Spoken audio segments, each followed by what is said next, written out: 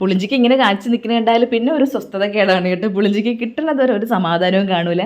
പുളിഞ്ചിക്ക് കിട്ടിയാലേ അത് മീനിലിട്ട് വെക്കാം, ഒഴിച്ചുകൂട്ടാൻ ഉണ്ടാക്കാം, അച്ചാറുണ്ടാക്കാം. പിന്നെ വേറൊരു കാര്യമുള്ളത്, സൂക്ഷിച്ചും കണ്ട് പുളിഞ്ചിക്ക കഴിച്ചില്ലെന്നുണ്ടെങ്കിൽ നല്ല പണിയും കിട്ടും. അങ്ങനെ ഞങ്ങൾ തൊട്ട് അപ്പുറത്തെ വീട്ടിൽ നിന്നാണ് എപ്പോഴും പുളിഞ്ചിക്ക എടുക്കാറ്.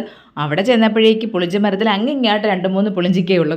തൊട്ട് ബാക്കിൽ ആ ചേച്ചിയുടെ അനിയൻ്റെ വീട്ടിലാണെങ്കിൽ എൻ്റെ പൊന്നെ പുളിഞ്ചി മരം കാണാൻ പറ്റാത്ത അത്രയും പുളിഞ്ചിക്ക ഉണ്ടായിരുന്നു. അതും കൊണ്ട് വരണൊഴിക്കുകയാണെങ്കിൽ ഒരു പാമ്പാണോ ചേരയാണോ എന്ന് അറിയാൻ പറ്റില്ല. പിന്നെ ഈ പാമ്പിൻ്റെ ഒരു കാര്യം എന്തെന്നറിയാമോ, നമ്മൾ അയ്യോ പാമ്പെന്ന് പറയും നമ്മൾ കാണും, വേറൊരാളെ വിളിച്ച് കാണിച്ചു കൊടുക്കുമ്പോഴേക്ക് അതിനോട്ട് കാണാനും കാണൂല. പിന്നെ നമുക്ക് തന്നെ സംശയമുണ്ട് നമ്മൾ പാമ്പിനെ തന്നെ കണ്ടതെന്ന്. അങ്ങനെ ഇന്നും അതുപോലെ തന്നെയായിരുന്നു കേട്ടോ. ഞാൻ മാത്രമേ കണ്ടുള്ളൂ, കൂടെ വന്ന് ചേച്ചി കണ്ടില്ല.